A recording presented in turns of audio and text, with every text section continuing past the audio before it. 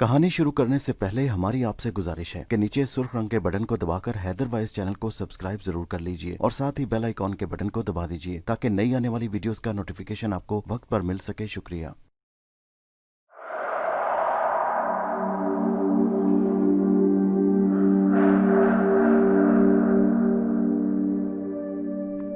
जब मैंने होश संभाला तो घर में हम 2 बहन भाई थे और हमारी वो खाला। मेरे वालिदैन फौत हो चुके थे, इसलिए खाला ने मेरी परवरिश की थी। मेरा वतन झंग है, हीर के मकबरे के करीब। मुरादियानी में हमारा मकान था और हमारी हवेली गांव के आखिरी सिरे पर एक वीराने में वाक़या थी। ये हवेली किसी पुराने ज़माने की बनी हुई किला नमा इमारत थी जो इंतहाई वसी थी। इसमें एक अच्छा खासा गांव आबाद हो सकता था। उसे किसी ज़माने में हमारे आबाओ अजदाद ने गांव फतह करके हासिल किया था। इसके एक हिस्से में हम लोग रहते थे और दूसरे में मवेशी और उनके रखवाले वगैरह। बाकी तमाम हवेली खाली पड़ी थी। हमारे अहाता के कोने में बबूल के दरख्त थे जहां पंडित दीनानाथ रहते थे। ये मेरे दादा के वक्त के बूढ़े कारिंदा थे और सारी जिंदगी खिदमत करते रहे थे। भाईजान जो मुझसे 18 साल बड़े थे, तन्हाई पसंद और गोशा नशीन थे। हवेली के ऊपर वाले खाने पर शोरो गुल से दूर बिल्कुल सुनसान जगह उनका कमरा था जहां वो दिन रात पड़े रहते थे। किसी से उनका मेल जोल नहीं था।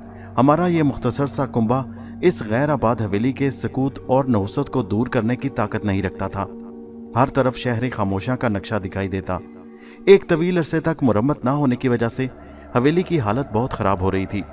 कई जगह से जीने और महताइयाँ बिल्कुल शिकस्ता हो चुकी थी। फसीलों और दमदमों पर जा बजा काई जमी हुई थी। तमाम छतों पर एक खारदार बूटी बकसरत फैली थी। वीरान कमरों में प्लस्तर गिरने से कूड़ा क्रिकेट के अंबार लगे हुए थे। छतों में जा बजा अबाबीलों के घोंसले और भेड़ों के छत्ते नजर आते थे। बड़ी बड़ी तनावर दरख्तों ने अक्सर कमरों को बिल्कुल तीरो तारा बना रखा था। सिर्फ वही चंद कमरे अच्छी हालत में थे जो हमारे इस्तेमाल में थे। हमारी कोई लंबी चौड़ी बरादरी भी न थी कि कभी इस कैदे तन्हाई से निजात मिलती। सिर्फ मेरे एक चाचा थे जो हमारे गांव से 8 मील के फासले पर अपनी जागीर में रहते थे। उनकी बीवी भी मर चुकी थी। सिर्फ अरशद और अजीज 2 लड़के थे जो तालीम हासिल करने मुल्क से बाहर गए हुए थे। उनके बड़े लड़के अरशद से मैं मंसूब थी। मैं 8 बरस की थी। उस वीराने में जहां दरो दीवार से हसरत और उदासी बरसती थी, मेरी तबीयत बहुत घबराया करती थी। अगर पंडित जी का मकान ना होता तो यकीनन ऐसे माहौल में मेरी जिंदगी दुश्वार हो जाती। पंडित जी का कुंबा भी बिल्कुल मुख्तसर था। एक तो खुद पंडित जी थे, दूसरी उनकी दायमुल मरीज बीवी और एक लड़की कमला जो मुझसे 5 साल बड़ी थी। मुझे कमला से बड़ी मोहब्बत थी और मैं अक्सर उसके घर खेलने जाया करती थी। दोपहर के वक्त जब कमला की माँ आराम करती और पंडित बाहर काम पर होते तो मैं और कमला मिट्टी के घरौंदे से बनाकर खेला करती, या पंडित जी के ठाकुर द्वारे में जहाँ कई मूर्तियां रखी थी एक बड़े कदावर बुद्ध को पगड़ी बांधकर अपना दूल्हा बनाती और उसके दाएं बाएं खड़े होकर वो गीत गाया करती जो कलंदर कौम के फकीर हमारे इलाके में गाकर भीख मांगा करते थे। बाला खाने की सीढ़ियों के करीब एक बड़ा भारी और बड़ा कुआं था। हम दोनों अमूमन उस कुएं पर जाती और उसमें से ऊंची आवाज से पुकारती, जिसके जवाब में हमें उसी तरह की आवाज और बाजगश सुनाई देती और हम बहुत खुश होती। भाईजान हमें उस कुएं पर जाने से मना किया करते और डराया करते थे कि उस कुएं में भूत और चुड़ैलें रहते हैं। खाला जान भी मुझे उस कुएं पर जाने से रोका करती। वो कहा करती कि यहाँ पहले एक चबूतरा था। भाईजान को किसी जरिए से उस जगह कुएं की मौजूदगी का इल्म हो गया। मैं उस वक्त छोटी थी, चुनाचे उन्होंने उस कुएं को जो कई सदियों से बंद पड़ा था खोलकर आज सरे नौ मुरम्मत कराया। इसी साल मेरी माँ उस कुएं पर किसी भूत से डरकर बीमार हुई और दूसरे दिन जा बहक हो गई। अगरचे हम सब ये बातें गौर से सुन लिया करती मगर वहां जाने से बाज ना आती क्योंकि हमें उस कुएं से कुछ मोहब्बत सी हो गई थी। चंद साल तक मैं इसी तरह बेसरो सामानी से खंडर की दुनिया में ही परवरिश पाती रही।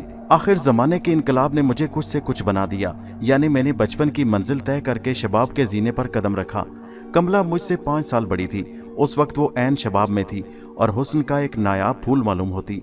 उसका संदली रंग, नशीली अंखड़ियां और बेवस्ता अबरोस की शान हुस्न को दोबाला कर देती। उसकी खूबसूरती दिलों को तड़पा देने वाली थी और हुस्न बेहद जाज़बियत रखता था। पंडित जी पुराने ख्याल के आदमी थे। जो जो उस चंबेली की कली को चटकते देखते उन पर ख्वाबे खोर हराम हो जाता। जवान लड़कियों को घर बिठाना उनके नज़दीक महापाप था, इसलिए उन्होंने बहुत जल्दी कमला की शादी का बंदोबस्त कर लिया और तारीख तय कर दी। शादी से एक दिन पहले कमला और उसके वालिदैन हस्बे मामूल सो रहे थे। आधी रात के करीब किसी ने कमला का कंधा हिलाया। कमरे में मुकम्मल तारीकी थी। ताकचे पर रखी हुई लैलटेन बुझ चुकी थी। कमला अपने करीब किसी की मौजूदगी का एहसास करके खौफ से घबरा गई। यकायक किसी हाथ ने, जो बर्फ की तरह ठंडा और लोहे की तरह सख्त था, एक पर्चा उसके हाथ में दे दिया। कमला लरज उठी। उसने गिलोगीर आवाज से पंडित जी को पुकारा। दोनों मियाँ बीवी जाग उठे। पंडित जी ने तारीकी में टिटोलते हुए दिया सलाई तलाश करके बत्ती जलाई तो लर्जा बरंदाम कमला ने उनसे ये वाकया बयान करके पर्चा उनके हाथ में थमा दिया। ये पर्चा पंडित जी के रजिस्टर से फाड़ा गया था और कोयले से उस पर चंद सतरें किसी मुर्दा जुबान में, जो संस्कृत से मिलती जुलती थी, लिखी हुई थी। कमला सख्त खौफजदा थी, मगर उसके वालिदैन का ख्याल था कि कमला ने ख्वाब की हालत में कोई कागज उठा लिया है। रात को कमला की बारात थी। बड़े ठाठ से बारात के इस्तकबाल का सामान हो रहा था। आज दोपहर को हमारी हवेली में खूब रौनक थी। हमारे मर्दाना कमरे दुल्हन की तरह सजे थे। बाहर छिड़काव से सौंधी मिट्टी की खुशबू आ रही थी। कमरे में बारात के लिए फूलों के तश्त भरे पड़े थे, जिनसे इतर लबरेज लपेटें आ रही थीं। खानों से ज़ाफ़रान और क्योड़े की महक उठ रही थी। गाँव की नौखेज़ लड़कियाँ रंगीन लिबास पहने गा रही थीं। मैं आज बहुत खुश थी, क्योंकि अपनी उम्र में पहली मर्तबा मैंने इतनी चहल पहल और रौनक देखी थी। शाम के करीब बारात आई और रात गए तक बारात की खातिर तवाज़ो होती रही। मैं भी रात को देर से सोई। मुझे कमला की जुदाई का रूह फरसा ख्याल माही बेआब की तरह तड़पा रहा था। अभी मेरी आंख झपकी ही थी कि मैं शोर गुल की आवाज़ से जाग उठी। रात भीगी हुई थी, सितारे झिलमिला रहे थे, रोशनी बदस्तूर जगमगा रही थी, मगर जो जगह थोड़ी देर पहले इशरत कदा थी अब मातिम कदा बन रही थी। पंडित साहब की मकान से चीखों की दर्दनाक आवाज़ें सुनाई दे रही थी। सब छोटे बड़े परेशानी से आहता की तरफ भाग रहे थे। मैं हैरान थी कि क्या मामला है। इतने में भाईजान मेरे पास से गुजरे। उनका चेहरा परेशान और उतरा हुआ था। वो बदहवासी से भागे जा रहे थे। दालान में खाला जान खड़ी थी। मुझे देखते ही कहने लगी, जरीना, कमला का शोहर कत्ल हो गया और उसकी माँ कोई दम की मेहमान है। खाला जान के अल्फाज सुनकर मेरे दिल को धक्का सा लगा और मैं दौड़ती हुई कमला के घर गई। उसकी माँ वाकई जाँ बलब थी। उसकी नब्जें छोटी हुई जा रही थीं। एक डॉक्टर जो बारात के साथ आए हुए थे उसको बचाने की नाकाम कोशिश कर रहे थे। उनका ख्याल था कि यकायक डर जाने का नतीजा है। पंडित जी पिछाड़े खा रहे थे। कमला बिल्कुल खामोश और सहमी हुई थी। वो तो मुल्तानी मिट्टी का बुत मालूम हो रही थी। सुबह सवेरे ही पंडित जी की बीवी चल बसी। बाहर लोगों का बड़ा हजूम था। पुलिस बयान लिख रही थी। दूल्हा की लाश का मुआयना किया गया। डॉक्टर के बकौल कातिल ने लोहे के दस्ताने पहनकर जुर्म का इर्तिकाब किया था। कई दिन तक पुलिस की तहकीकात जारी रहीं, मगर बावजूद इंतहाई तफ्तीश के कातिल का सुराग न मिल सका। कमला को बेवा हुए 1 साल गुजर गया। उसकी और शोखी और शगुफ्तगी काफूर हो चुकी थी। वो अपना गम जाहिर ना करती थी, ताहम कुछ सोचती और सर्द आहें भरती रहती। उसका हुस्न मान पड़ चुका था और उसका शबाब जाड़े की चांदनी की तरह दिखाई देता था। मैं भी जवान हो चुकी थी। अरशद और अजीज भी अमेरिका से वापस आ गए थे। चचा और चाची जान मेरी शादी के लिए इसरार करने लगे। खाला जान का ख्याल था कि हम दोनों भाई बहन की एक ही वक्त में शादी हो, मगर भाईजान ने अपनी शादी से तो साफ इनकार कर दिया और मेरी शादी की तारीख मुकर्रर कर दी गई। शादी से 4 दिन कबल मैं और कमला रात को देर तक जागती रहीं। हमारी बूढ़ी मामा हमें आधी रात तक कहानियां सुनाती रही, इसलिए मैं लेटते ही गाफिल नींद सो गई। आखिर शब मैंने एक होलनाक ख्वाब देखा कि एक देव मेरे पलंग के करीब खड़ा मुझे एक पर्चा दे रहा था। मुझ पर यक लख्त दहशत तारी हो गई। बेख्तियार मेरी चीख निकल गई। आंख खुली तो मैं पसीने में शराबूर थी। इधर उधर देखा मगर कोई देव वगैरह नहीं दिखा। दिखाई न दिया। यकदम मेरी नजरें सरहाने के करीब पड़े हुए कागज के पर्चे पर पड़ी। मेरे हाथ पांव सर्द हो गए और आंखों के सामने अंधेरा छाने लगा। कमला ने, जो मेरी चीख सुनकर जाग गई थी, मुझे संभाला। कुछ देर बाद जब मुझे होश आया तो पूरा घर जाग रहा था। मैंने हवास बजा होने पर उस पर्चे की तरफ तवज्जो दिलाई जो अभी तक बदस्तूर वहीं पड़ा था। पर्चा उठाकर मैंने भाईजान को दे दिया और खुद भी सब अपना ख्वाब मानो अन कहत सुनाया। उन्होंने पर्चा मेरे हाथ से लेकर उलट पलट कर देखना शुरू किया।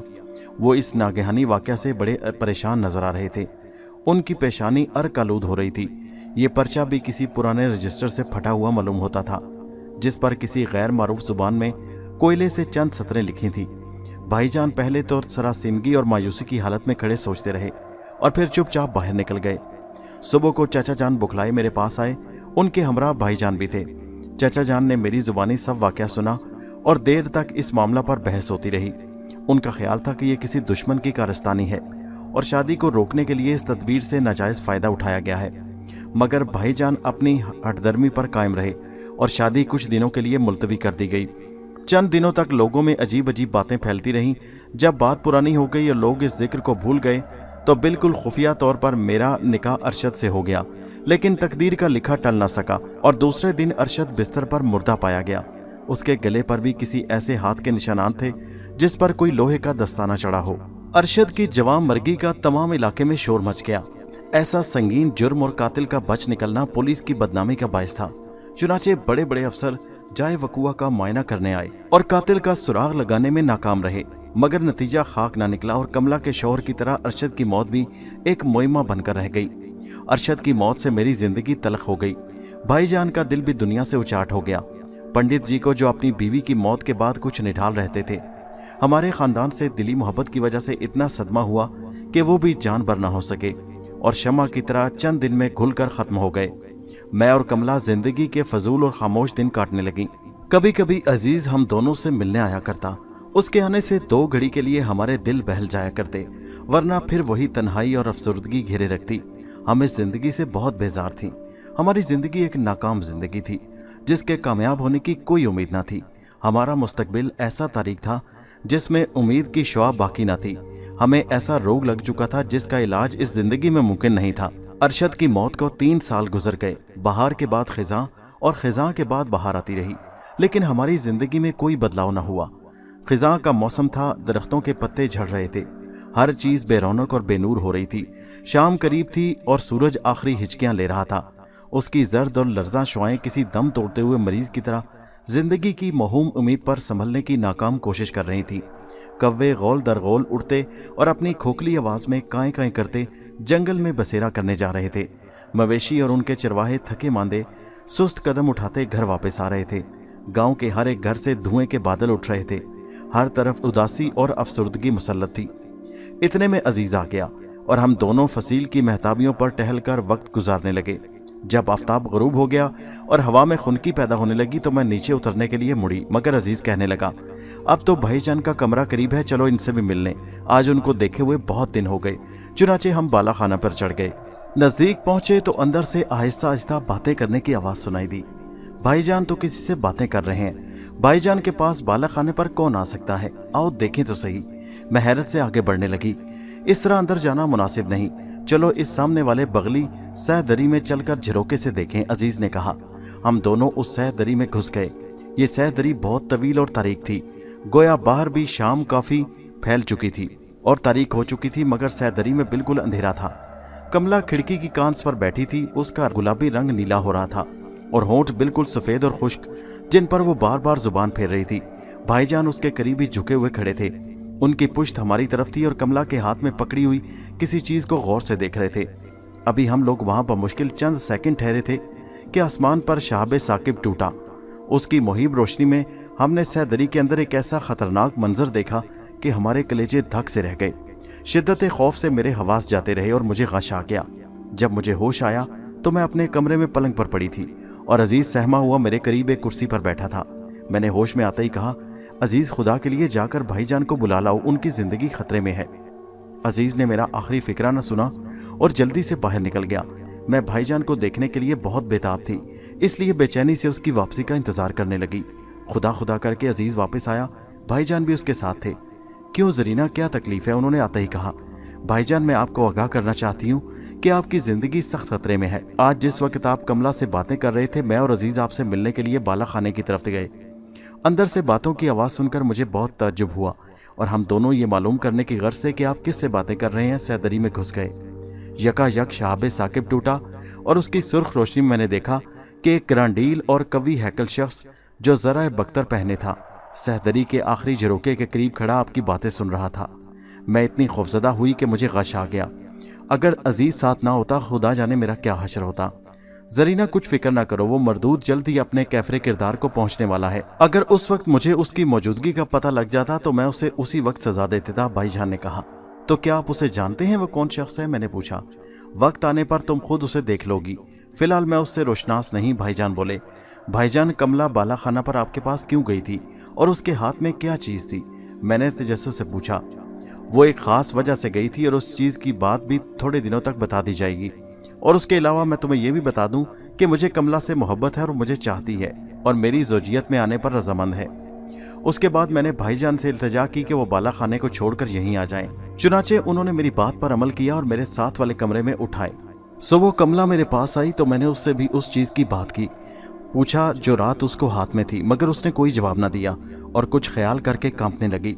अलबत्ता उसने इतना कहा कि मुझे तुम्हारे भाईजान से मोहब्बत है और उन्हें भी मेरे साथ इसी कदर मोहब्बत है, इसीलिए वो अभी तक मजरूह हैं। मैं उससे कभी भी शादी का वादा न करती, मगर वो यकीन दिलाते हैं कि उन्हें उससे किसी किस्म का खतरा नहीं। अगरचे भाईजान भी अपने आप को महफूज बताते थे, ताहम मेरे दिल का खदशा दूर ना होता था। मैंने कई दफ़ा उन्हें शादी से रोका, मगर मेरी सुनवाई ना हुई। इस वाक़या के 10वें दिन दोपहर को कमला का निकाह भाईजान से बिल्कुल सादा तरीके पर हो गया। कमला अरूसी लिबास में एक शानदार पैकर नूरानी मालूम होती थी। भाईजान आज बहुत खुश थे, मगर हम सब गमगीन हो रहे थे। खाला जान आंखें पुरनम किए मसल्ले पर आरज़दा खातिर बैठी थी। मैं भी तस्वीर यास बनी अपने कमरे में पड़ी थी और पास अजीज उदासी से मुंह लटकाए बैठा था। जूं जूं शाम हो रही थी, मेरे दिल में खौफ पैदा होता जा रहा था। आज रात चाचा जान और अजीज भी यहीं रहे। मैंने अजीज से सलाह की कि रात को जाकर भाईजान की हिफाजत करना चाहिए। हम दोनों उस दरवाजे के करीब, जो मेरे और भाईजान के कमरे के दरमियान खुलता था, कुर्सियों पर बैठ गए और टार्च अपने पास रख ली ताकि अगर कोई लैंप गुल कर दे तो रोशनी बहम पहुंचा सकें। खिज़ां की रातें अमूमन परेशान कुन होती हैं, लेकिन आज तो रात खासकर डरावनी और तारीक थी, जिसको उल्लू की भयानक चीखें और भी खौफनाक बना रही थी। बाहर आवारा कुत्ते दर्दनाक आवाज में रो रहे थे और पत्तों की सरसराहट झिंगर की मनूस आवाज के साथ मिलकर निहायत हौलनाक समा पेश कर रही थी। 1 बजे के करीब यकायक कमला की चीख सुनाई दी और हम झपट कर अंदर जा पहुंचे। वहां हमने ऐसा नज़ारा देखा जिसको अक्ले सलीम किसी सूरत भी तस्लीम नहीं करती। भाईजान मसहरी पर पड़े थे और एक कवि हैकल बुत, जिसे मैं और कमला बचपन में अपना दूल्हा बनाकर दूल्हों वाला गीत गाया करती थी, अपने आहनी पंजों से उनका गला दबाने की कोशिश कर रहा था।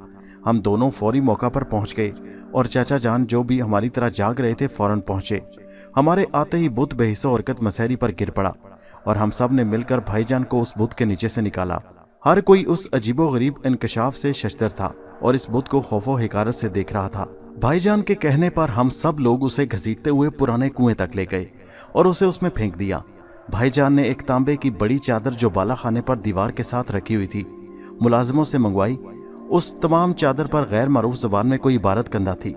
उससे कुएं का मन ढांप दिया गया और उस पर सीलन चुन दी गई, जो करीब की एक कोठली में पड़ी थी। उस कार्रवाई के बाद हम सब वापस आ गए। भाईजान वापस आते ही कहने लगे, उस कुएं की जगह कभी एक खूबसूरत चबूतरा था। जब मैं बच्चा था तो दोपहर के वक्त अपना बस्ता लेकर अक्सर इस चबूतरे पर आ बैठता और अपना सबक याद करता। उस वक्त चबूतरे पर सिलों का फर्श था, कई सिलों पर कुछ खुदा हुआ था। पंडित जी ने मुझे बताया कि वो संस्कृत के कुछ अल्फाज हैं। इंटर पास करने के बाद जब मैं अलीगढ़ गया तो मेरी दोस्ती एक जर्मन प्रोफेसर से हो गई, जो काफ़ी मुर्दा ज़ुबानों का माहिर था। उसके साथ रहने से मैं भी इस फ़न का माहिर हो गया। मैं 2 साल उसके ज़ेरे तालीम रहा। उसके बाद वो जर्मनी चला गया, मगर इस अरसा में मैंने उस फ़न में काफ़ी महारत हासिल कर ली। जब मैं फारगुल तहसील होकर घर आया तो मैंने चबूतरे की सिलों वाली इबारत पढ़ने की कोशिश की। ये मुख्तलिफ राजाओं के अहद की तहरीरें हैं, जिनका मतलब ये था कि इस कुएं में बला बंद है। कुछ सिलों पर बहुत पुराने ज़माने की तहरीरें थी, इसलिए मैं वो न पढ़ सका। लेकिन तर्ज तहरीर में मैंने क्यास किया कि इन सिलों पर भी किसी वक्त के बादशाहों ने कुएं की ममानियत के मुतालिक कुछ लिखवा दिया होगा। इंसान की फितरत है कि जिस काम से उसे रोका जाए, उस काम की बेहद ख्वाहिश उसके दिल में पैदा हो जाती है। यही हाल मेरा भी था। आखिर मैं अपनी तबीयत के जोश को ना रो सका और सिलें उखड़वा डाली। सिलों के नीचे किसी मसाले के प्लस्तर की एक बहुत मोटी तह थी, जो बहुत मुश्किल से उखाड़ी गई। उस तह के नीचे यही तांबे की मोटी चादर थी, जो अब कुएं के मुंह पर रखी गई है। मैं उस चादर का एक हरफ भी ना पढ़ सका, इसलिए मैंने वो चादर बाला खाना की दीवार के साथ रखवा दी। कुआं खुल गया, मगर मुझे इत्मीनान ना हुआ। मैं तमाम रात सोचता रहा कि यह कुआं क्यों बंद किया गया था और क्यों उसके खोलने की ममानियत थी।